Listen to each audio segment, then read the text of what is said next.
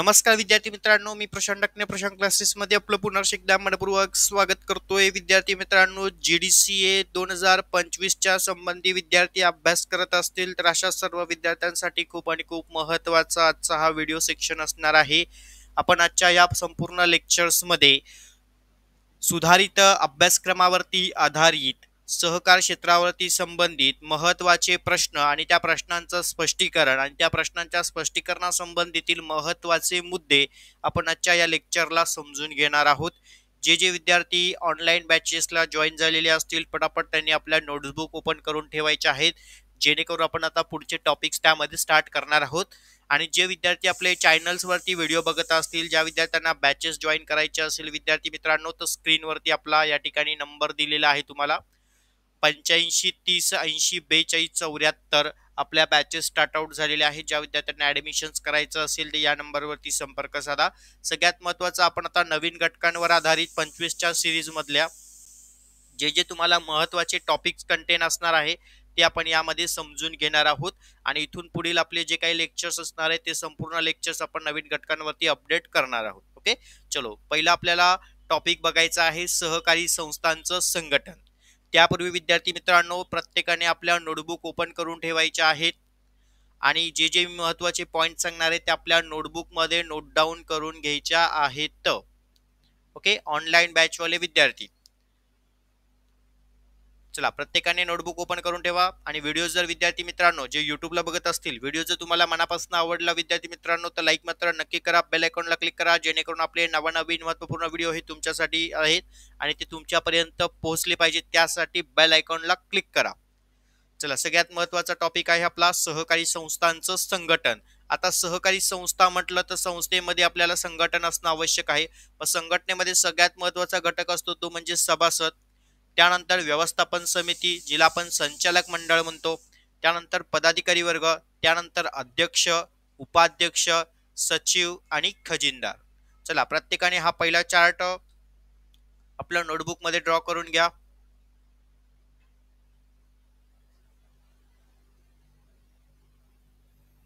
Online batches वाले चला पटापट आपल्या नोटबुक मध्ये ड्रॉ करून घ्यायचं आहे. सभासद, नंतर घ्या व्यवस्थापन समिती, नंतर पदाधिकारी वर्ग, त्यानंतर अध्यक्ष, उपाध्यक्ष, सचिव आणि खजिनदार. चला पुढे बघूया आपण आता. सभासद म्हणजे नक्की कोण असतं?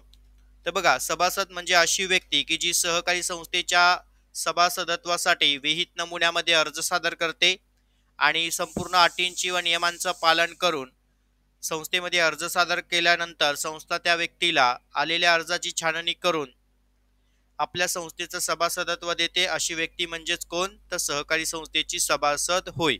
व सहकारी संस्थेचे सभासद हे सहकारी संस्थेचे मालक असतात. सभासदत्वाच्या अटींची पूर्तता करणारी व्यक्ती ही सहकारी संस्थेची कोण असते? सभासद होय. मग या सभासदांसाठी काही महत्त्वाच्या आवश्यक असणाऱ्या पात्रता आहे. पहिली पात्रता आहे सज्ञान व्यक्ती. दुसरं कार्यक्षेत्रामध्ये वास्तव्य, म्हणजे जी व्यक्ती संस्थेमध्ये सभासदत्वासाठी अर्ज सादर करणार आहे तर ती व्यक्ती त्या संस्थेच्या कार्यक्षेत्रामध्ये अस्तित्वात असली पाहिजे, ती व्यक्ती सज्ञान असली पाहिजे. त्याचबरोबर विद्यार्थी सुद्धा संस्थेच्या सभासदत्वासाठी पात्र आहेत. त्याचबरोबर नोंदणीकृत संस्था सुद्धा सहकारी संस्थेच्या सभासदत्वासाठी पात्र असतात. त्याचबरोबर भागीदारी संस्था सुद्धा आणि कंपन्या सुद्धा. त्यानंतर सार्वजनिक विश्वस्त संस्था ज्या असतील त्या पण, आणि सहकार कायद्याअंतर्गत स्थापन झालेल्या सहकारी संस्था, त्याचबरोबर विश्वस्त सहकारी संस्था आणि स्थानिक स्वराज्य सहकारी संस्था, तसेच केंद्र व राज्य सरकार सुद्धा सहकारी संस्थेमध्ये सभासदत्वासाठी त्या ठिकाणी पात्र असतात.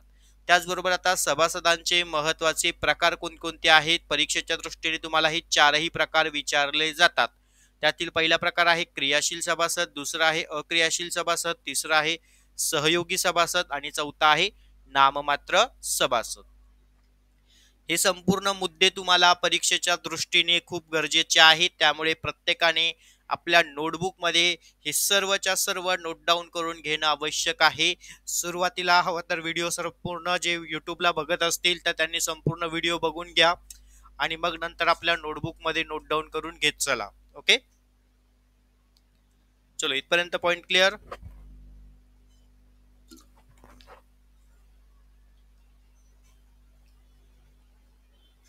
चला पुढे बघूया आपण आता सभासदांना काही महत्वाचे संस्थेमध्ये अधिकार दिले जातात. त्यातील पहिला जो अधिकार आहे भाग प्रमाणपत्र मिळवण्याचा, दुसरं सभेबाबतचे अधिकार त्यांना दिले जातात. त्याचबरोबर व्यवस्थापन समितीबाबतचे काही महत्वाचे अधिकार असतात.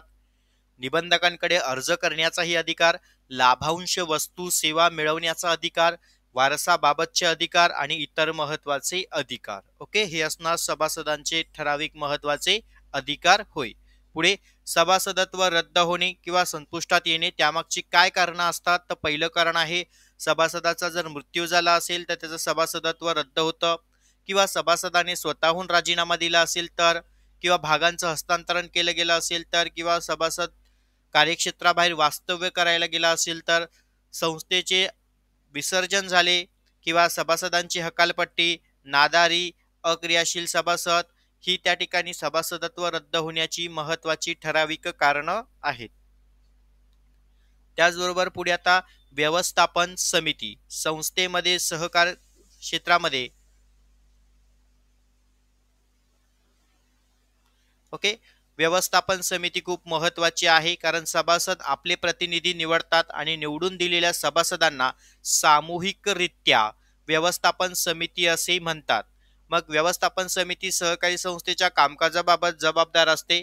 व्यवस्थापन समितीचे सदस्य हे सभासदांचे प्रतिनिधी त्या ठिकाणी असतात. ओके, चला आता व्यवस्थापन समिती संबंधीचे कार्य बघूया आपण आता. पहिलं, व्यवस्थापन समितीचं जे कार्य आहे ते धोरणात्मक अंमलबजावणी, सभासदत्वांना मान्यता, कार्यालयीन कर्मचाऱ्यांची नियुक्ती, भाग भांडवलामध्ये वाढ, निधीमध्ये वाढ, सेवकांच्या तक्रारींचं निवारण करणं, त्याचबरोबर सभासदांच्या तक्रारींचं निवारण करणं, सभासदांचे हितसंवर्धन साधणं, निवडणुकांचं आयोजन आणि सर्वसाधारण सभांचं आयोजन करणं, ही असणार व्यवस्थापन समितीची कार्य. हे तुम्हाला परीक्षेला 10 ते 15 मार्कांसाठी विचारतात, त्यामुळे महत्वाचे मुद्दे आहेत हे, कारण जेणेकरून परीक्षेला मुलांना मुद्देच आठवत नाही. त्यामुळे आजचं जे आपलं पहिलं लेक्चर आहे ते संपूर्ण तुम्हाला मुद्द्या स्वरूपच आहे. त्यानंतर पुढचे लेक्चर्स जे विद्यार्थी जॉईनिंग करतील बॅचेस, त्यांना हे संपूर्ण मी डीपमध्ये स्टडी देणार आहे. व्यवस्थापन समितीचे अधिकार काय आहे? तर सभासदांबाबतचे अधिकार, सेवक वर्गाची नियुक्ती करण्याचे अधिकार, मालमत्तेची खरेदीचे अधिकार, निधी उभारण्याचे अधिकार आणि इतरही महत्वाचे अधिकार व्यवस्थापन समितीला त्या ठिकाणी दिले जातात. त्याचबरोबर व्यवस्थापन समितीच्या काही महत्वाच्या जबाबदाऱ्या आहेत. पहिली आहे हमीपत्र देणे, मालमत्तेचा वापर, निस्वार्थपणे प्रामाणिकपणे कार्य करणे, सत्य आणि वास्तविक माहिती जाणून घेणं, समजून घेणं, ही त्यांची जबाबदारी आहे. सभांचे आयोजन करणं, राज्य निवडणूक प्राधिकरणास माहिती देणं, त्याचबरोबर निर्णय विचारपूर्वक घेणं, नैमित्तिक रिक्त पदांबाबत माहिती घेणं किंवा देणं, भांडवल आणि निधीची गुंतवणूक, स्पर्धात्मक व्यवसायांवरती योग्य ते नियंत्रण, त्याचबरोबर विवरणपत्रे किंवा माहिती सादर करणे आणि वाजवी किमतीमध्ये मालमत्ता खरेदी करणं, ही संपूर्ण महत्वाच्या जबाबदाऱ्या व्यवस्थापन समितीच्या आहेत. चला पुढे बघूया आपण आता संस्थेचे पदाधिकारी. आता सहकारी संस्थेच्या कार्यालयास म्हणजे कार्यालयीन पदाधिकाऱ्यांमध्ये अध्यक्ष, उपाध्यक्ष, सचिव, खजिनदार यांचा समावेश असतो. ओके, आता अध्यक्ष म्हणजे नक्की कोण? तर व्यवस्थापन समितीच्या सभेतून अध्यक्षांची निवड केली जाते आणि सहकारी संस्थेचे अध्यक्ष हाच संस्थेच्या सर्व सभांचा म्हणजेच व्यवस्थापन समितीचा आणि अधिमंडळाच्या सर्वसाधारण सभेचा अध्यक्ष म्हणून कार्य करत असतो. आला पॉइंट लक्षात? आता अध्यक्षांसंबंधीचे संस्थेच्या दृष्टीने काय काय महत्वाचे कार्य आहेत? तर बघा, अध्यक्षांचं कार्य पहिलं, संस्थेचे दैनंदिन कामकाज पाहणं, मदत आणि मार्गदर्शन करणं, सखोलात्मक संबंधी निर्णय घेणं किंवा आर्थिक हितसंबंधाचे रक्षण करणं, सभांचे आयोजन करणं आणि सभांचे संचालन करणं. त्याचबरोबर अध्यक्षांना काही महत्वाचे अधिकार देखील दिले जातात. कार्याबरोबरच दैनंदिन कामकाजाबाबतचे अधिकार, कागदपत्रांवर सह्या करण्याचे अधिकार, हिशेब तपासणी, कामचुकार कर्मचाऱ्यांवरती कारवाई करण्याचे अधिकार, सभांबाबतचे अधिकार, त्याचबरोबर निर्णायक मत देणं घेण्यासंबंधीचे अधिकार, इतिवृत्तांवरती सह्या करण्याचे अधिकार अध्यक्षांना त्या ठिकाणी संस्थांमध्ये दिले जातात. चलो इथपर्यंत पॉइंट क्लिअर.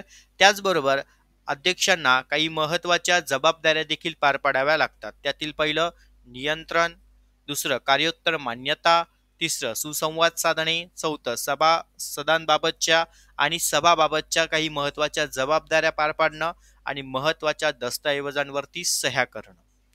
ओके, हे तुम्हाला परीक्षेला प्रश्न विचारले जात आहेत, त्या प्रश्नासंबंधीचे हे महत्वाचे मुद्दे. त्यानंतर पुढे बघूया आपण आता उपाध्यक्ष. आता उपाध्यक्ष म्हणजे नक्की कोण असतं रे?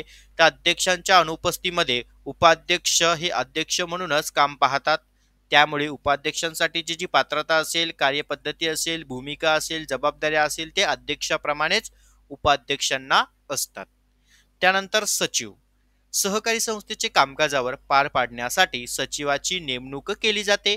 मग सचिवाच्या कामकाजाचे स्वरूप सहकारी संस्थेच्या प्रकारानुसार व आकारानुसार बदलत असते.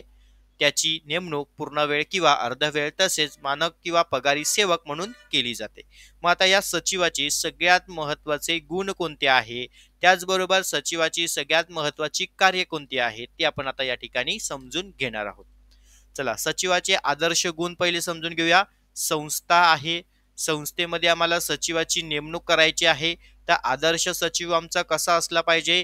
तर प्रभावी व्यक्तिमत्व असलं पाहिजे, कल्पकता त्याच्याकडे असली पाहिजे, संगणकाविषयी तसे संभाषण कौशल्याविषयी त्याच्याकडे ज्ञान असलं पाहिजे, व्यवसायाचं ज्ञान असलं पाहिजे, कायद्याचे ज्ञान असणं आवश्यक आहे, व्यवस्थापकीय ज्ञान असणं आवश्यक आहे, पुढाकाराची वृत्ती सचिवाकडे असणं गरजेचे आहे आणि सगळ्यात महत्वाचं जनसंपर्काची आवड असणं गरजेचे आहे. असा परिपूर्ण संस्थेचा सचिव, सेक्रेटरीची ही महत्वाची गुण सचिवाकडे असणं आवश्यक आहे. मग हे गुण आवश्यक असले देखील तरी त्या ठिकाणी सचिवाला संस्थेमध्ये काही महत्वाची कार्य पार पाडावी लागतात. त्यातील पहिलं कार्य आहे प्रशासकीय कार्य, दुसरं हिशेब ठेवणे आणि हिशेब तपासणीची पाहणी करणं, तपासणी करणं, रेकॉर्ड तयार करून ठेवणे. त्याचबरोबर कायद्यातील तरतुदींची पूर्तता, सभेसंबंधीची कार्य, सभासदांबाबतची कार्य आणि व्यवस्थापन समितीबाबतची कार्य या ठिकाणी आदर्श सचिव या ठिकाणी आपली कार्य पार पाडत असतो. इथपर्यंत मुद्दे क्लिअर. पुढे बघूया आपण आता खजिनदार नक्की कोण आहे. तर खजिनदार हा सहकारी संस्थेतील एक महत्वाचा पदाधिकारी आहे. खजिनदारांचा संबंध बँक व्यवहाराशी येत असतो. बघा आता इथे सभासदाची सोपी व्याख्या आहे IMP. सहकार कायद्यानुसार सभासदत्वाच्या अटी पूर्ण करणाऱ्या व संस्थेची किमान एक भाग खरेदी करणाऱ्या व्यक्ती होय. भाग भांडवल सहकारी संस्थेने भाग विक्री करून उभारलेला निधी. पुढे संचालक म्हणजे कोण? तर सभासदांच्या निवडून दिलेला प्रतिनिधी. आणि व्यवस्थापन समिती म्हणजे कोण? तर सभासदांनी निवडून दिलेल्या संचालकाचा समूह. त्याला आपण काय म्हणणार? व्यवस्थापन समिती असे म्हणणार. चला, इथपर्यंत बेसिक पॉइंट क्लिअर झाले. पुढे घेऊया लाभांश. सभासदांमध्ये वाटप केला जाणारा जो वाढीव नफा असतो, वाढावा नफा असतो, त्याला आपण काय म्हणतो? लाभांश म्हणतो. त्यानंतर भाग प्रमाणपत्र म्हणजे काय? भागांची मालकी हक्क दर्शवणारी प्रमाणपत्रक. अमर्यादित जबाबदारी म्हणजे काय? तर सहकारी संस्थेच्या कर्जाची व देणी परतफेडीची जबाबदारी व्यक्तिगतरित्या सभासदांकडे असते, त्याला आपण काय म्हणतो? अमर्यादित जबाबदाऱ्या. आणि मर्यादित जबाबदारी म्हणजे काय? तर सभासदांची जबाबदारी त्याने खरेदी केलेल्या भागांच्या दर्शनी मूल्य इतके असते, त्यांना आपण मर्यादित जबाबदारी असे म्हणतो. चलो, इथपर्यंत पॉइंट क्लिअर. पुढे आता बघूया आपण सहकारी संस्थांच्या संबंधी परीक्षेला, जो तुम्हाला GDCA ला परीक्षेला हा टॉपिक खूप महत्वाचा आहे, याकडे व्यवस्थित लक्ष द्या. सहकारी संस्थेचे आयुक्त व निबंधक वर्ग.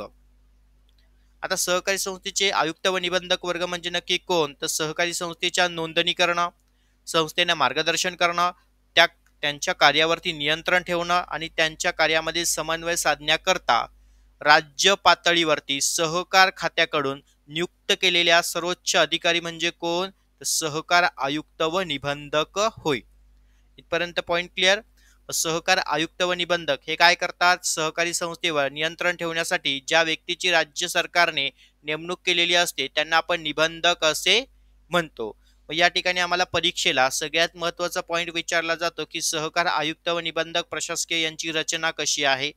तर राज्यस्तर असेल तर कार्यक्षेत्र राज्यस्तराकरता आणि अधिकारी सहकार आयुक्त व निबंधक.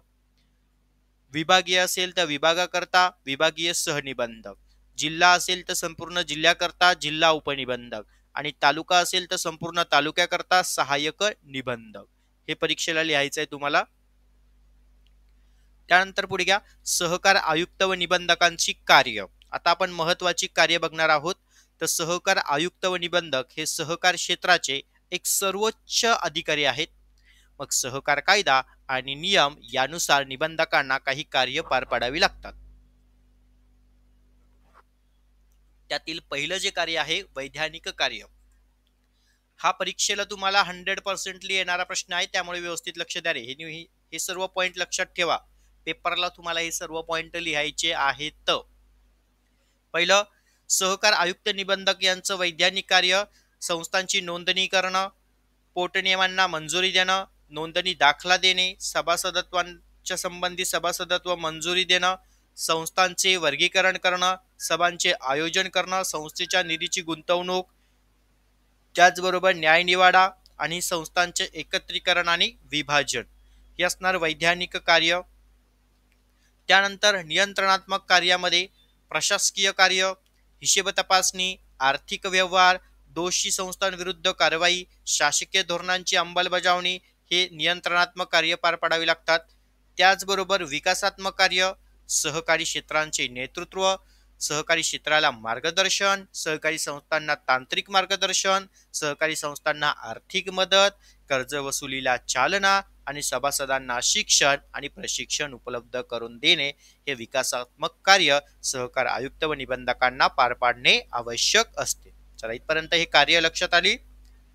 पुढे बघूया आपण आता सहकार आयुक्त व निबंधक यांचे महत्वाचे अधिकार.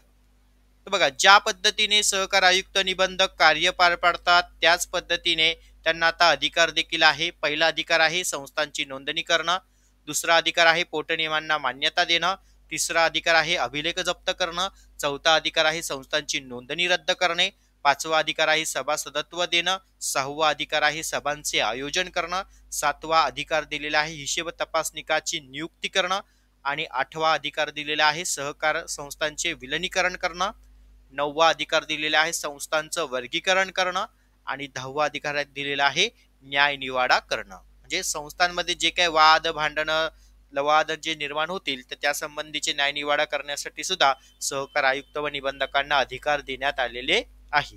हे सहकार आयुक्त व निबंधकांचे अधिकार परीक्षेला प्रश्न विचारले जातात. सहकार आयुक्त निबंधकांची कार्य किंवा अधिकार स्पष्ट करा. तर त्यामुळे हे सर्व पॉइंट्स पेपरला आले पाहिजेत. चलो, इथपर्यंत पॉइंट क्लिअर. पुढे आता जबाबदाऱ्या. ज्या पद्धतीने आपण कार्य पाहिले, ज्या पद्धतीने आपण कार्य बघितल्यानंतर काय बघितलं, सभासदांची कार्य, त्याच्यानंतर सभासदांच्या अधिकार आणि त्यानंतर सभासदांची जबाबदारी. म्हणजे कार्य, अधिकार आणि आता जबाबदारी. यावरती तुम्हाला एक लक्षात घ्या, परीक्षेला प्रश्न हमखास येणार. सहकार आयुक्त निबंधकांचे कार्य, अधिकार, जबाबदाऱ्या स्पष्ट करा. तर एक लक्षात घ्या, हे सगळे पॉइंट्स तुम्हाला त्यामध्ये लिहायचे आहेत. आता आपण बघूया जबाबदाऱ्या कोणकोणत्या आहेत. बघा, सहकार तत्वांचे पालन करणं ही त्यांची सगळ्यात महत्वाची जबाबदारी आहे निबंधकांची. सहकारी संस्थांचे गुणात्मक वाढ घडवून आणणं, संस्थांच्या कार्यामध्ये एकसूत्रता राखणं, अपप्रवृत्तीला आळा घालणं, समन्वय साधणं, व्यवस्थापन समिती विरुद्ध कारवाई करणं, अंकेक्षण व्यवस्थापन करणं, त्याचबरोबर संस्थेचे समाप्तीकरण करणे, योग्य प्रशासन आणि नोंदणी दाखला देणं हे सगळ्यात महत्वाच्या जबाबदाऱ्या सहकार आयुक्त व निबंधकांच्या आहेत. चला, इथपर्यंत पॉइंट क्लिअर. पुढे बघूया आपण आता सहकार आयुक्त व निबंधकांच्या भूमिका. बघा, आतापर्यंत आपण या घटकांमध्ये काय काय पाहिलं. सहकार आयुक्त निबंधक अर्थ, ओके, त्याच्यानंतर त्यांचे या ठिकाणी जबाबदारी, ओके, त्यानंतर आता आपण पाहूया भूमिका आणि आता अधिकार देखील पाहिले. ओके, बघा, अर्थ, अधिकार, भूमिका, जबाबदाऱ्या या सगळ्या गोष्टी तुम्हाला पेपरला विचारल्या जातात. भूमिका जर आल्या तर तुम्ही काय लिहायचं यामध्ये पॉइंट, सहकार आयुक्त निबंधक हे प्रतिनिधी आहेत, ते संस्था तसेच राज्य शासनामधील दुवा आहे, ते एक मार्गदर्शक आहे, ते लवादा संबंधीचे भूमिका पार पाडतात, संस्था समाप्ती करण्यासंबंधीच्या भूमिका पार पाडतात, त्याचबरोबर ते एक नेता म्हणून कामकाज किंवा भूमिका पार पाडतात, एक पालकत्व म्हणून भूमिका पार पाडतात, त्याचबरोबर कठोर प्रशासक म्हणून त्या ठिकाणी कार्य पार पाडतात आणि निर्माता, पालकर्ता आणि विसर्जक म्हणून सुद्धा त्या ठिकाणी त्यांची महत्वाची भूमिका असते. हा टॉपिक तुम्हाला परीक्षेला मित्रांनो मी पुन्हा पुन्हा सांगतो 100% येणारा टॉपिक आहे, म्हणून हे महत्वाचे मुद्दे आधीच तुमचे क्लिअर असणं आवश्यक आहे. Point clear.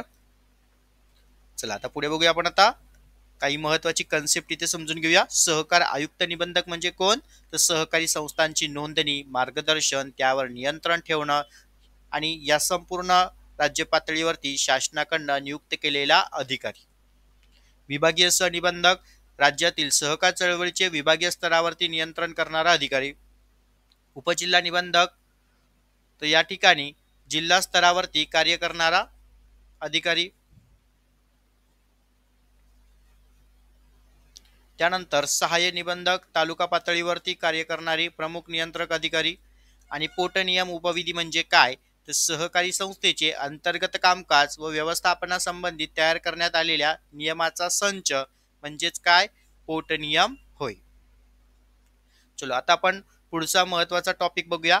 महाराष्ट्र सहकारी संस्था कायद्याअंतर्गत सहकारी संस्थेचे भांडवल कोणत्या माध्यमातून उभा केले जातात, त्याची साधनं कोणती आहेत, त्याचबरोबर सहकारी संस्थेच्या सभा याविषयी माहिती जाणून घेणार आहोत. ओके, चला इथपर्यंत पॉइंट क्लिअर. सगळ्यात महत्वाचं सहकारी संस्थेचे भांडवल उभारणी करणं म्हणजे काय रे, तर कोणत्याही प्रकारचा व्यवसाय सुरू करायचा असेल तर आपल्याला सगळ्यात महत्वाचा प्रश्नचिन्ह काय होतं की भांडवलाची आवश्यकता. प्रत्येक सभासदाच्या आर्थिक हितसंबंधासाठी संवर्धनासाठी प्रत्येक संस्थेला भांडवलाची आवश्यकता असते, व्यवसाय चालवण्यासाठी आवश्यकता असते. म्हणून या ठिकाणी महाराष्ट्र सहकार कायद्याअंतर्गत कलम 28 व कलम 29 मध्ये सहकारी संस्थांनी भांडवलाची उभारणी कशी केली पाहिजे या संबंधीची तरतूद केलेली आहे. आणि आता बघूया की संस्था कोणकोणत्या माध्यमातून साधनातून भांडवल उपलब्ध करते. पहिल्या संस्थेचं साधन आहे अंतर्गत साधन. अंतर्गत साधनामध्ये संस्था पहिलं भाग भांडवल, त्यानंतर प्रवेश शुल्क, त्यानंतर राखीव निधी आणि सभासदांच्या ठेवी या माध्यमातून अंतर्गत संस्थेचं भाग भांडवल उभं केलं जातं. त्यानंतर बाह्य साधन जे आहे तर बाह्य साधनमध्ये बिगर सभासदांच्या ठेवी, कर्ज व अग्रिम, कर्ज रोख्यांची विक्री, सरकारी अनुदाने आणि मदत, त्याचबरोबर देणगी आणि बक्षीस यांच्या साह्याने सहकारी संस्था बाह्य माध्यमातून भांडवल उपलब्ध करत असते. चला ही महत्वाची साधनं लक्षात आली. पुढे बघूया आपण आता सभा. प्रत्येक संस्थेला सभा घेणं हे बंधनकारक आहे, कारण विशिष्ट उद्देशाने पूर्वनियोजित ठिकाणी 2 किंवा अधिक व्यक्तींनी एकत्रित येऊन विशिष्ट विषयांवर चर्चा करून निर्णय घेणं म्हणजे काय, सभा होय. 2 किंवा अधिक व्यक्तींनी कायद्याला मान्य असलेल्या उद्देशाने सर्वसाधारण प्रश्नांवर चर्चा करण्यासाठी एकत्र येणं म्हणजे सभा होय. ओके, चला मग आता आपण सभेच्या संबंधी काही महत्वाचे प्रकार आहेत, म्हणजे सहकारी संस्थांमध्ये सभा कोणकोणत्या प्रकाराच्या पार पाडल्या जातात आणि परीक्षेच्या दृष्टीने कोणत्या सभा महत्वाच्या आहेत ते बघा. सभासदांच्या सभा यामध्ये सर्वसाधारण ज्याला आपण पहिली साधारण सभा म्हणतो, नंतर अधिमंडळाची वार्षिक सभा, नंतर विशेष सभा आणि अंतिम सभा. त्याचबरोबर व्यवस्थापन समितीच्या सभांमध्ये व्यवस्थापन समितीची पहिली सभा, व्यवस्थापन समितीच्या सभा आणि उपसमितीच्या सभा. तर परीक्षेच्या दृष्टीने आपल्याला या सभासदांच्या सभा IMP आहे. त्यानंतर पुढे बघूया सभेच्या काही कायदेशीर तरतुदी असतात. तर पहिली सभेची कायदेशीर तरतूद आहे सभेची सूचना. बघा, जर आपल्याला सभा आयोजित करायची असेल तर पहिलं सभेची सूचना देणं गरजेचं आहे. त्यानंतर सभेची कार्यक्रम पत्रिका, नंतर सभेची गणसंख्या, सभेचे अध्यक्ष, मतदानाची पद्धत, सभा पुढे ढकलण्यासंबंधीची प्रक्रिया, प्रस्ताव, ठराव, निर्णयात्मक मताधिकार आणि सभेचे इतिवृत्त ह्याच कायदेशीर घटकांवर आधारित सभा ही पार पाडली जाते. ओके, चला हे परीक्षेला तुम्हाला प्रश्न विचारले जातात. तरतुदी कोणकोणत्या आहेत, तर ह्या 10 महत्वाच्या तरतुदी. त्यानंतर आपण आता पुढे बघूया अंतर्गत साधने. सहकारी संस्थेचे सभासदांकडून गोळा केलेले भाग भांडवल त्यांना आपण म्हणतो अंतर्गत साधनं. बाह्य साधनं सहकारी संस्थेने सभासदांच्या व्यतिरिक्त मिळवलेले भांडवल, जे आपण आता चार्ट मध्ये पाहिले बघा हे दोन्ही पण. ओके, त्यानंतर भाग सहकारी संस्थेचे एकूण भांडवलातील एक हिस्सा. त्यानंतर लाभांश म्हणजे काय, तर संस्थेस झालेल्या नफ्यातून सदस्यास त्याने धारण केलेल्या भागांच्या प्रमाणात दिलेली रक्कम. त्यानंतर कर्जरोखे, ज्या दस्तऐवजाद्वारे सहकारी संस्था कर्ज घेतल्याची कबुली देते त्याला आपण कर्जरोखे म्हणतो. आणि सभाची एक शेवटची महत्वाची बेसिक व्याख्या प्रत्येकाने नोट डाऊन करून घ्या. दोन किंवा अधिक व्यक्ती एखाद्या विषयावर चर्चा करण्यासाठी किंवा निर्णय घेण्यासाठी एका विशिष्ट वेळी, विशिष्ट दिवशी, विशिष्ट ठिकाणी एकत्र येतात त्यास आपण काय म्हणतो? सभा असे म्हणतो. चला इथपर्यंत पॉइंट क्लिअर. आता पुढे बघूया आपण सहकारी संस्थेचे हिशेब व हिशेब तपासणी. सहकारी संस्थेचे हिशेब व हिशेब तपासणी संबंधी माहिती. बघा आता कोणताही व्यवसाय असेल, संस्था असेल, त्या ठिकाणी वस्तूची आणि सेवांचे उत्पादन होते आणि विनिमयामध्ये त्याची गुंतवणूक होत असते. त्यामुळे वेगवेगळे व्यवहार त्या ठिकाणी होत असतात, म्हणजेच ज्याला आपण ट्रान्झॅक्शन्स असे म्हणतो. याची योग्य पद्धतीने नोंद होते आहे किंवा नाही, संस्थेमध्ये नफा किंवा तोटा झाला आहे किंवा नाही, या उद्देशाने केली गेलेली एक प्रक्रिया त्याला आपण म्हणतो हिशेब तपासणी किंवा हिशेब लेखन किंवा अंकेक्षण असेही म्हणत असतो. मग हिशेब तपासणी म्हणजे काय? तर हिशेब पुस्तके व आर्थिक विवरणपत्रकामध्ये नोंद केलेल्या आकडेवारीचे परीक्षण करून ही आकडेवारी ज्या व्यवहारावरून नोंदवलेली आहे त्या व्यवहाराची सत्यता पुराव्याचे आधारे पडताळून त्यावरती अहवाल देणं याला आपण काय म्हणणार? हिशेब तपासणी असे म्हणणार. पुढे बघूया सहकारी संस्थांची महत्वाची पुस्तके काय आहेत. पहिलं पुस्तक कीर्दवही, कीर्दवही, खतावणी आणि रोख पुस्तक. हे तुम्हाला पेपर नंबर 1 ला पण विचारले जातात, पेपर नंबर 3 आणि पेपर नंबर 4. ओके. सहकारी संस्थांमध्ये ठेवावयाचे हिशेब रेकॉर्ड कागदपत्र यांची यादी तयार करा, तर त्यामध्ये तुम्ही हे पॉइंट लिहू शकतात. पहिलं वैधानिक पुस्तके, त्यामध्ये सभासद नोंद पुस्तक, क्रियाशील सदस्य नोंद पुस्तक, भाग नोंद पुस्तक, कर्जरोखे नोंद पुस्तक, सभासद सभेचे इतिवृत्त, संचालक मंडळांच्या सभेचे इतिवृत्त, मालसाठा, मालमत्ता पुस्तक, गुंतवणूक पुस्तक, डेड स्टॉक नोंदवही, कर्ज नोंद पुस्तक, लेखा परीक्षक नोंदवही आणि ठेव नोंद पुस्तक. हे सर्व महत्वाचे वैधानिक नोंद पुस्तका. आणि अवैधानिक पुस्तक कोणकोणते? आवक नोंदवही, जावक नोंदवही, तक्रार नोंदवही, शेरा नोंदवही आणि सूचना नोंदवही. हे सर्व महत्वाचे पुस्तके सहकारी संस्थांमध्ये कार्यरत असतात.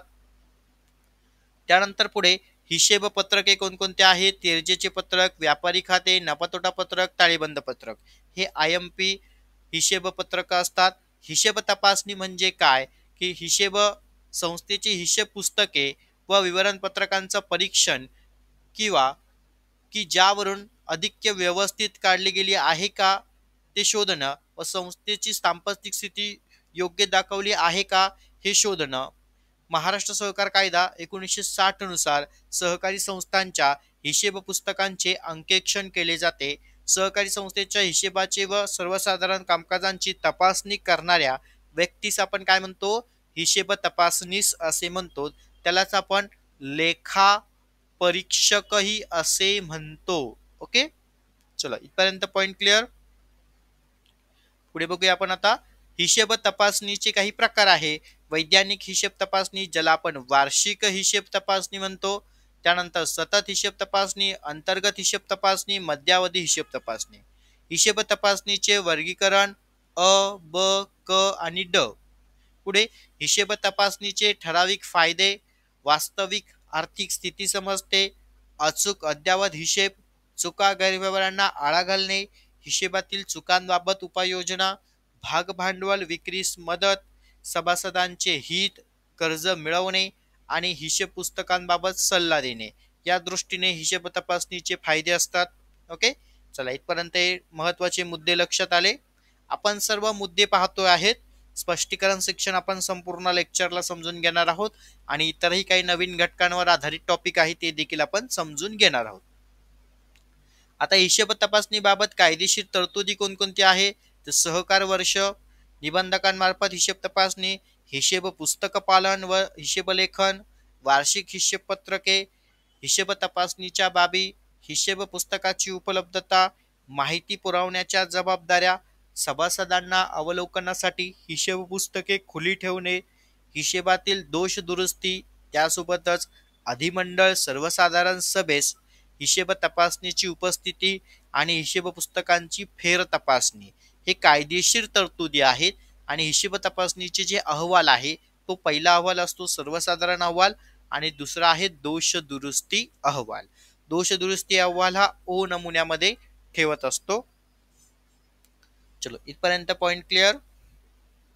पुढे बघूया आपण आता बँकांवर आधारित काही महत्वाचे टॉपिक. यामध्ये नागरिक सहकारी बँक म्हटलेला आहे. शहरी किंवा निमशहरी भागात कर्ज पुरवठा करण्यासाठी सहकार तत्वावर स्थापन झालेली संस्था म्हणजे काय? नागरिक सहकारी बँक होय. ह्या नागरिक सहकारी बँकेसंबंधीची कार्य ठेवी स्वीकारणे, कर्ज देणे, प्रतिनिधी म्हणून कार्य पार पाडणे, हुंड्या वटवणे, सुरक्षित खतावणीची सोय करणे, आधुनिक बँकिंग सेवा, स्वयंरोजगाराला मदत, त्वरित ग्राहक सेवा, वित्तीय व्यवस्थापन, कर्मचारी व अधिकारी वर्गांना प्रशिक्षण देणे. हे काय असणार या ठिकाणी? चलो हे काय असणार आता इथे? नागरिक सहकारी बँकांची कार्य.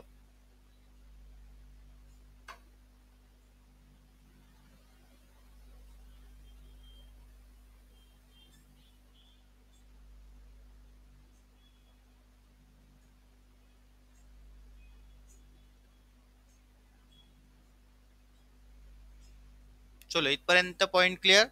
नागरिक सहकारी बँकांची कार्य. परीक्षेला एक लक्षात घ्या, बँकांची कार्य विचारली, जे जे मी पॉइंट सांगतोय ते व्यवस्थित लक्षात ठेवा. तुम्हाला परीक्षेला हे निश्चित सगळे पॉइंट तिथे आठवतील. पुढे घ्या. नागरिक सहकारी बँकेची समस्या. अनुत्पादित कर्जावर भर, प्रशिक्षणाचा अभाव, अपुरा निधी, अकार्यक्षम व्यवस्थापन, असमतोल विकास, वाढती थकबाकी, सदोष कर्ज धोरण, दुहेरी नियंत्रण, राजकीय हस्तक्षेप आणि आधुनिक बँकिंग सुविधेचा अभाव. आता ज्या पद्धतीने समस्या नागरिक सहकारी बँकेच्या, त्याच पद्धतीने त्या समस्यांवरती सुद्धा उपाययोजना असणं आवश्यक आहे. बघा, उत्पादक कर्जावर भर. उपाययोजनेसाठी आपण काय सुचवते मुद्दे ते बघा. समस्यांवरती उपाययोजना. कर्मचारी वर्गास प्रशिक्षण, कार्य व्यवस्थापन योग्य करणं, थकबाकी वसुली योग्य पद्धतीने करणं, एकेरी नियंत्रण, आधुनिक बँकिंग सेवेचा वापर करणं, भांडवलात वाढ घडवून आणणं, समतोल विकास साधणं, कर्ज वाटपासंबंधी सुलभता आणि निष्ठावंत संचालक मंडळ असणं. तर नागरिक सहकारी बँकांच्या ह्या समस्यांवरचे हे उपाय आहेत. चलो पुढे बघूया आपण आता जिल्हा मध्यवर्ती सहकारी बँक. चला, जिल्हा मध्यवर्ती सहकारी बँक म्हणजे नक्की कोणती बँक? तर राज्य सहकारी बँक आणि ग्रामीण पातळीवरील प्राथमिक सहकारी पतपुरवठा संस्था यात मध्यस्थ साधणारी बँक म्हणजेच जिल्हा मध्यवर्ती सहकारी बँक होय. व जिल्ह्यातील सर्व प्राथमिक पतपुरवठा सहकारी संस्थांनी एकत्रित येऊन मध्यवर्ती सहकारी संघ स्थापन केल्यास त्यास आपण काय म्हणतो? जिल्हा मध्यवर्ती सहकारी बँक असे म्हणतो. मध्यवर्ती सहकारी बँक म्हणजेच बँकांच्या उद्दिष्टात तर संस्थांना कर्ज देण्यासाठी निधी उभारण्याचा समावेश असेल अशी सहकारी बँक, परंतु त्यात नागरिक सहकारी बँकेचा समावेश होत नाही. चलो इथपर्यंत पॉइंट क्लिअर. आता आपल्याला सेम जसं आपण नागरिक सहकारी बँकेचं पाहिलं त्याच पद्धतीने आपल्याला जिल्हा मध्यवर्ती बँकेची कार्य. ओके, इथे दोन व्याख्या दिलेल्या आहेत. एक व्याख्या बघूया आपण सोपी. जिल्हा मध्यवर्ती सहकारी बँक म्हणजे अशी सहकारी बँक की जी जिल्ह्यातील इतर सहकारी संस्थांना कर्ज देण्यासाठी निधी गोळा करते. अशी प्राथमिक नागरिक सहकारी बँक नसते. तिला आपण काय म्हणणार? जिल्हा मध्यवर्ती सहकारी बँक असे म्हणणार. आता जिल्हा मध्यवर्ती सहकारी बँकेचे बघा, आता जिल्हा मध्यवर्ती सहकारी बँकांसंबंधीचे त्या ठिकाणी आपण आता बघूया कार्य. सेम प्रत्येक बँकांचे जवळजवळ कार्य ही सारखीच आहे. ठेवी स्वीकारणे, जिल्हा मध्यवर्ती सहकारी चळवळीचं नेतृत्व करणे, कर्ज पुरवठा करणे, तारणावर कर्ज पुरवठा करणे, जिल्ह्यातील सहकारी संस्थांची बँक म्हणून कार्य करणे, नियंत्रण, देखरेख, मार्गदर्शन करणे, राज्य सहकारी बँक, जिल्ह्यातील पतपुरवठा समतोल साधणे, शाखा विस्तार करणे आणि ग्राहक सेवा हे जिल्हा मध्यवर्ती सहकारी बँकांची कार्य. त्याचबरोबर जिल्हा मध्यवर्ती सहकारी बँकांसंबंधीचे ओके. चला, जिल्हा मध्यवर्ती सहकारी बँकांसंबंधीची आपण समस्या. बहुतेक बऱ्याचशा बँकांच्या समस्या जवळजवळ सारख्याच असतात. अपुरे भांडवल, कर्ज मंजुरीस विलंब, अकार्यक्षम व्यवस्थापन, कर्जावरील व्याज जादा आकारणं, त्याबरोबर अपुरे देखरेख नियंत्रण, सदोष कर्ज मंजुरी प्रक्रिया, वाढती थकबाकी, अपुऱ्या ठेवी, राजकीय हस्तक्षेप आणि असमतोल विकास. आणि आता यावरती उपाययोजना. आता यावरती जनरली उपाययोजना काय असणार आहे?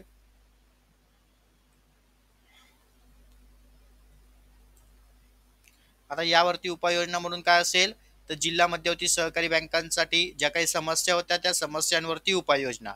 भांडवलामध्ये वाढ, कर्ज मंजुरीमध्ये सुलभता करा, थकबाकी वसुली योग्य पद्धतीने करणं, ठेवी वाढवणं, राजकीय दबावापासून दूर राहणं, समतोल विकास साध्य करणं, कार्यक्षम व्यवस्थापन, कर्जावरील जे काही व्याजदर आहे तो कमी करणं आणि परिणामकारक देखरेख व नियंत्रण ठेवणं हे जिल्हा मध्यवर्ती सहकारी बँकांच्या समस्यांवरचे उपाय.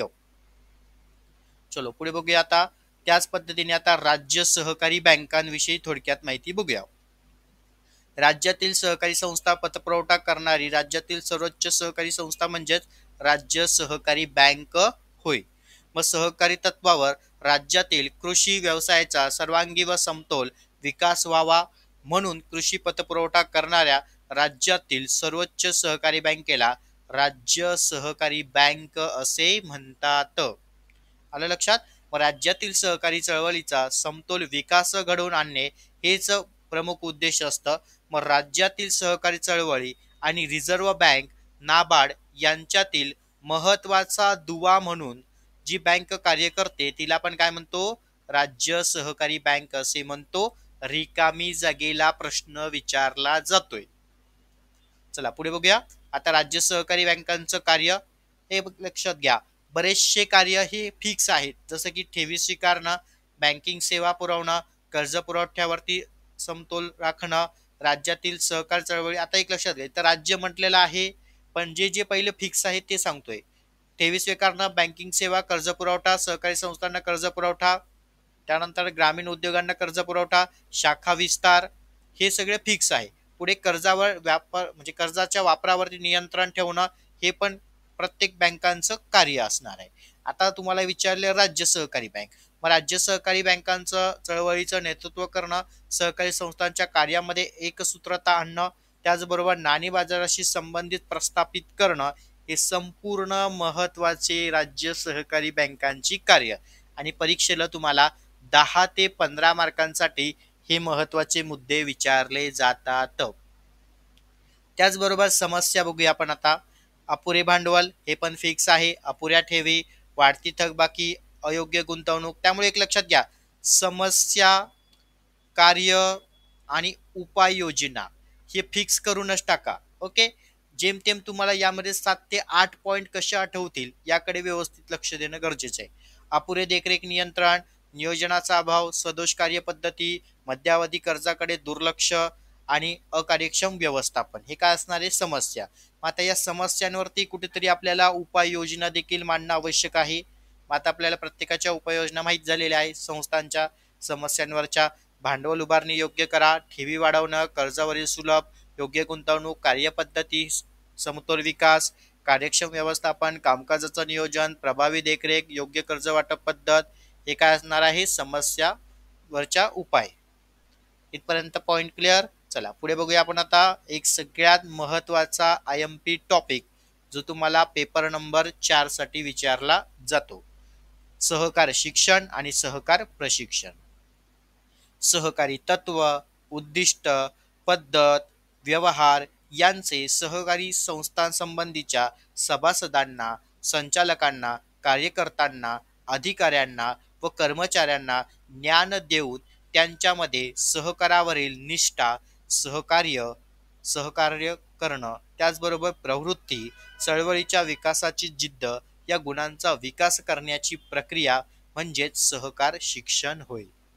आणि सहकार प्रशिक्षण म्हणजे काय? तर एखादे कार्य करण्यासाठी आपली जबाबदारी लक्षात घेऊन ते कार्य पार पाडण्यासाठी लागणारे जे कौशल्य प्राप्त करणारी परिस्थिती किंवा प्रशिक्षण प्रक्रिया ज्याद्वारे उपलब्ध करून दिली जाते त्यालाच आपण काय म्हणणार?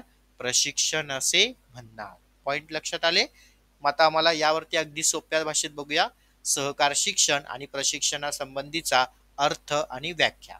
पहिलं बघूया शिक्षण. अर्थ: सहकारी तत्व, उद्दिष्ट, कार्यपद्धती या संबंधी सभासदांना ज्ञान देणं. व्याख्या बघूया. सहकारावरील निष्ठा आणि एकत्रित काम करण्याची योग्यता निर्माण करणं. सहकार प्रशिक्षण: एखादे कार्य करण्यासाठी लागणारे कौशल्य प्राप्त करणारी परिस्थिती. सहकारातील संबंधी विषयाचे सखोल व प्रात्यक्षिक दिलेले शिक्षण. ओके, याला आपण काय म्हणणार? प्रशिक्षण असे म्हणणार. चला, हे दोन महत्वाची कन्सेप्ट लक्षात आली. मग आता सहकार क्षेत्रामध्ये जे आपण शिक्षण आणि प्रशिक्षण पाहिलं, तर त्या संबंधीचं महत्वाचा उद्दिष्ट काय असतं यावरती तुम्हाला परीक्षेला प्रश्न विचारला जातो आणि त्याचे हे महत्वाचे 10 मुद्दे प्रत्येकाने लक्षात ठेवायचे आहे. जर परीक्षेला प्रश्न आला की सहकार शिक्षण किंवा प्रशिक्षणाचा उद्देश काय आहे, तर पहिलं उद्देश आहे सहकाराची संकल्पना पटवून देणं, लोकांना सहकारी चळवळीकडे आकर्षित करणं, जबाबदार व जागरूक सभासदत्व तयार करणं, सहकारी संस्थेसाठी सक्षम नेतृत्व निर्माण करणं, संघटित दृष्टिकोन निर्माण करणं, सहकाराची तत्व, कार्यपद्धती, व्यवहार याचे ज्ञान देणं, व्यावसायिक कौशल्य विकास करणं, भ्रष्टाचार व जे काही गैरप्रकाराला आळा घालणं, प्रशिक्षित सेवक वर्गाची गरज भागवणं आणि सहकारी संस्थांचा निकोप व संतुलित विकास करणं हे सहकार शिक्षण आणि प्रशिक्षणाचं उद्दिष्टे आहेत. ओके, पेपरला हे 100% विचारलं जातं, त्यामुळे याकडे व्यवस्थित लक्ष द्या. त्यानंतर पुढचा महत्वाचा मुद्दा, सहकार शिक्षण आणि प्रशिक्षणाची गरज का आहे, आवश्यकता का आहे, यावरती देखील तुम्हाला परीक्षेला प्रश्न हे विचारले जातात. त्यामधील महत्वाचा पॉइंट समजून घ्या. पहिलं, सहकार शिक्षण आणि प्रशिक्षणाची गरज. पहिलं, सहकारी चळवळीचं नेतृत्व करण्यासाठी सहकार शिक्षण प्रशिक्षण आवश्यकता आहे किंवा गरजेची आहे. सहकारी संस्थेच्या विकासासाठी, कार्यक्षम व्यवस्थापनासाठी, शिक्षित सभासद वर्गाची निर्मिती करण्यासाठी, सहकारावर एक विश्वास रूढ करण्यासाठी, कुशल संघटन करण्यासाठी, सहकार क्षेत्राचा स्वावलंबी बनवण्यासाठी, भ्रष्टाचार गैरव्यवहारावर नियंत्रण ठेवण्यासाठी, सहकाराच्या तत्वाचा प्रसार करण्यासाठी आणि सभासदांच्या प्रभावी व सक्रिय व्यवस्थापनामध्ये सहभागी होण्यासाठी शिक्षण आणि प्रशिक्षणाची गरज आणि आवश्यकता आहे. हे महत्वाचे 10 मुद्दे. ओके, चलो पुढे बघूया. आता पुढचा एक महत्वाचा टॉपिक, सहकार क्षेत्रापुढील आव्हाने. आता हा सुद्धा तुम्हाला पेपर नंबर 4 ला महत्वाचा टॉपिक आहे. इकडे लक्ष द्या. जागतिक अर्थव्यवस्थेमध्ये जगातील प्रगत आणि अप्रगत देश यांच्यामध्ये एक स्पर्धा निर्माण झाली होती आणि या स्पर्धेचे काही चांगले काही वाईट परिणाम आपल्याला दिसून आले व प्रामुख्याने प्रगत देशांना या स्पर्धेचा फायदा होतो आणि अप्रगत राष्ट्रांच्या अर्थव्यवस्थेवर काही प्रतिकूल परिणामही होत असतात. व जागतिक अर्थव्यवस्थेचा अंगीकार केल्यानंतर देशातील सहकार चळवळीवर सुद्धा काही अनुकूल व काही प्रतिकूल परिणाम झालेले आपल्याला बघावयास मिळतात. म्हणजे एक लक्षात घ्या की जे आपलं सहकार क्षेत्र आहे, या सहकार क्षेत्राला ज्यावेळेस आपल्याकडे जे काही औद्योगिक धोरण स्वीकारलं गेलं, ज्याला आपण 1991चं नवीन औद्योगिक धोरण म्हणतो, हे औद्योगिक धोरण स्वीकारले गेल्यामुळे काय झालं, तर सहकार क्षेत्रामध्ये काही महत्वाचे प्रश्न, समस्या आणि काही उणिवा, अडचणी त्या ठिकाणी निर्माण होऊ लागल्या. त्याचबरोबर संस्थांना भारतामध्ये त्या ठिकाणी आपलं सहकार क्षेत्र स्पर्धेमध्ये टिकून ठेवण्यासाठी मोठ्या आव्हानांना सामोरं जावं लागलं. मग त्यासाठी संस्थेपुढे कोणकोणती आव्हानं निर्माण झाली होती ते आपण आता या घटकामध्ये पाहणार आहोत. मग देशामध्ये जुलै 1991 मध्ये जे नवीन आर्थिक धोरण अवलंबन करण्यात आलं होतं, तर यामध्ये उदारीकरण, खाजगीकरण, जागतिकीकरणाच्या माध्यमातून आपल्या देशाची अर्थव्यवस्था जागतिक अर्थव्यवस्थेशी संलग्न करण्याच्या प्रक्रियेने वेग घेतला होता आणि यामधून निर्माण झालेल्या खुल्या अर्थव्यवस्थेमुळे देशातील सहकार चळवळीसमोर एक मोठं आव्हान निर्माण झालं होतं. मग ती आव्हाने कोणकोणती होते? थोडक्यात आव्हाने म्हणजे काय रे, तर समस्या. बऱ्याचशा मुलांना शब्दांचं वाक्य कळत नसेल, तर समस्या किंवा अडचणी की ज्याला सामोरं जावं लागलं. बघा आता सहकार म्हटलं तर सहकार संस्था आहे, तिला भाग भांडवल उभारणी करणं हे एक महत्वाचं समस्या होती तिची. अडचणी निर्माण झाल्या, तिच्या पुढे हे आव्हान तयार झालं.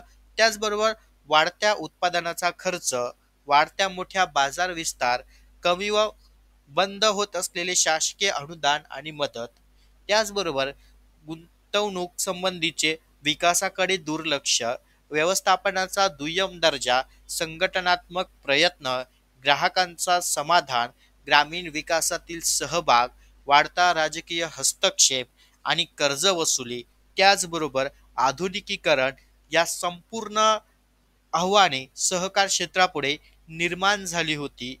त्यामुळे म्हणून या ठिकाणी प्रत्येक संस्थेला 1991चे जे काही औद्योगिक धोरण स्वीकारले गेले होते, त्यामुळे बाजारपेठांमध्ये आपलं अस्तित्व टिकून ठेवण्यासाठी आणि त्या टिकून ठेवण्यासाठी तिला जी आव्हाने पार पाडावी लागली होती, ती ही सर्व महत्वाची 12 मुद्दे असणार आहे की जे तुम्हाला परीक्षेला लिहिणं गरजेचे आहेत. चला इथपर्यंत पॉइंट क्लिअर. पुढे बघूया आपण आता. आता या सहकार क्षेत्रापुढे आपण आव्हानं पाहिली, तर यावरती त्यांना संस्थेला काय उपाययोजना करणं गरजेचं होतं. तर पहिलं बघा, प्रत्येक सहकार संस्थेला म्हणजे सहकारी संस्थांना टिकून राहायचं असेल तर त्यांनी काय केलं पाहिजे, कार्यक्षमता आणि विश्वासार्हता वाढवणं, आधुनिक तंत्रज्ञानाचा विकास घडवून आणणं, प्रभावित जाहिरातीचं अवलंबन करणं, आर्थिक स्वावलंबनाला भर देणं, कर्मचाऱ्यांना प्रशिक्षण देणं, उच्चित तज्ञ अनुभवी व्यक्तींच्या व्यवस्थापकांची नेमणूक करणं, त्याचबरोबर संघटनात्मक बदल, ग्राहकांच्या समाधानासाठी प्रयत्न करणे, ग्रामीण विकासासाठी प्रयत्न, आधुनिक बँकिंग सुविधा त्या ठिकाणी राबवणं, कर्ज वसुलीवरती भर देणं, त्याचबरोबर राजकीय हस्तक्षेपावरती नियंत्रण ठेवणं, हे सर्व महत्वाचं त्या ठिकाणी सहकार क्षेत्रापुढे जे आव्हाने निर्माण झाली होती, त्या आव्हानांवरती कुठेतरी उपाययोजना आखणं देखील संस्थेला गरजेचे होते. आणि हे जर उपाययोजना संस्थेने आखले गेले तरच संस्थेला स्पर्धेमध्ये टिकून राहणं शक्य होणार आहे. तर विद्यार्थी मित्रांनो, आजच्या ह्या सेक्शनमध्ये आपण सहकार क्षेत्रासंबंधी नवीन घटकांवर आधारित आपण परीक्षेच्या दृष्टीने हे संपूर्ण महत्त्वाचे मुद्दे समजून घेतलेले आहेत. विद्यार्थी मित्रांनो, व्हिडिओ जर तुम्हाला मनापासून आवडला असेल तर आपल्या चॅनलला नक्की सबस्क्राईब करा, बेल आयकॉनला क्लिक करा, जेणेकरून आपले नवनवीन महत्त्वपूर्ण व्हिडिओ हे तुमच्यापर्यंत पोहोचतील. आणि ज्या विद्यार्थ्यांना बॅचला जॉईन व्हायचं असेल तर आपला व्हॉट्सअप नंबर आहे 8530804274. यावरती तुमचं नेम आणि तुमचा जिल्हा आणि ब्रॅकेटमध्ये GDCA बॅच असं टाईप करा. तुम्हाला फी स्ट्रक्चर सेंड केलं जाईल. आपली बॅच शेड्यूल स्टार्ट आउट झालेली आहे, लवकरात लवकर जॉईनिंग करा. आणि आपण आता पुढच्या पार्टमध्ये आणखी नवीन टॉपिकवर आधारित आणि त्यासोबतच नवीन घटकांवर आधारित आपण या ठिकाणी आता लेक्चर सिरीज स्टार्ट आउट करणार आहेत. सर्व विद्यार्थ्यांना परीक्षेच्या दृष्टीने महत्त्वाच्या बेसिक नोट्ससुद्धा मी देणार आहे फीजमध्ये. त्यामुळे व्यवस्थित अभ्यास करा आणि टॉपिक कंटेंट समजून घ्या, जेणेकरून तुम्हाला परीक्षेला कोणतीच अडचण निर्माण होणार नाही. ओके, आजचा व्हिडिओ जर मनापासून आवडला असेल विद्यार्थी मित्रांनो तर चॅनलला नक्की सबस्क्राईब करा, बेल आयकॉनला क्लिक करा, जेणेकरून आपले नवनवीन महत्त्वपूर्ण व्हिडिओ हे तुमच्यापर्यंत पोहोचतील. सर्व विद्यार्थ्यांना पुढील त्यांच्या शैक्षणिक वाटचालीसाठी हार्दिक शुभेच्छा. धन्यवाद.